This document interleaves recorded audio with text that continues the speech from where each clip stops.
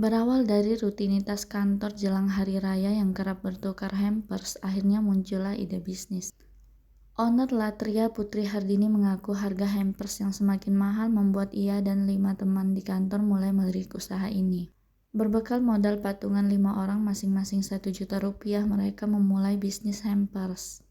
Langkah pertama yang mereka lakukan adalah membuat produk dan menawarkannya melalui media sosial.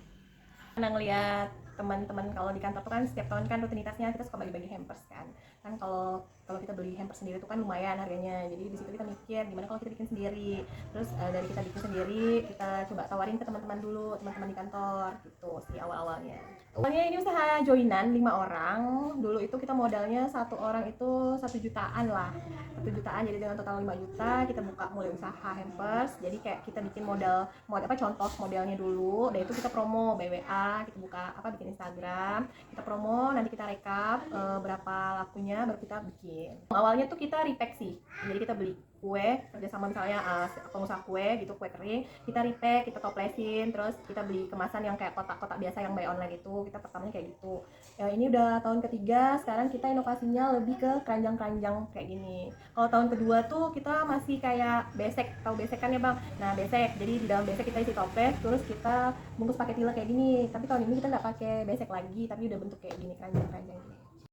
Selama 3 tahun, pas tahun pertama pastilah kan, karena kita nge-repack pasti ada komen-komen kuenya seperti ini, seperti itu, harus begini, harus begitu kan, pasti ada komen kayak gitu kan. Jadi karena kita ngerasa kalau repack kue itu kayak udah biasa, udah umum ya, jadi kita coba inovasi baru kayak keranjang kayak gini.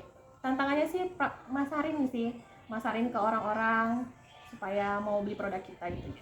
Kita jualnya sesuai pesanan, jadi kayak sama kayak tahun pertama kita bikin. Jadi pertama itu kita bikin contoh satu model dulu, misalnya yang harga 300, modelnya seperti apa, kemasannya seperti apa, terus kita foto, terus kita sebarkan atau kita jual di WA, IG story masing-masing gitu kan.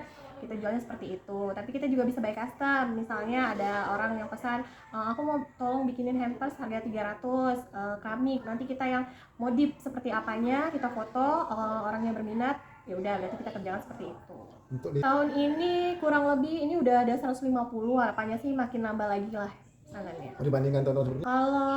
Sebenarnya kalau dari tahun-tahun sebelumnya sih kurang lebih, nggak nambah nggak kurang ya. Memang tahun ini kan tantangannya, kalau sekarang kan udah banyak kayak Lagrama, banyak-banyak toko-toko kue lah ya, jadi kan otomatis kalau untuk pesan hampers kadang-kadang orang udah, kalau yang kue orang pada pesan yang udah pasti tahu mereknya kan.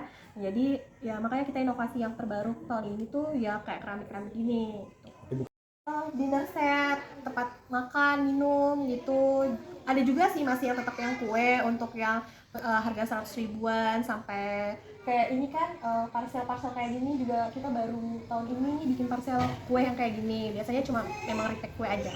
Range harga ada yang dari 100, 120 sampai 300. Udah ada Karyawan khusus sih enggak, berarti saya cuma mempekerjakan, minta bantu sama kakak-kakak yang ada di rumah. Tuh harapannya sih usahanya semakin berkembang.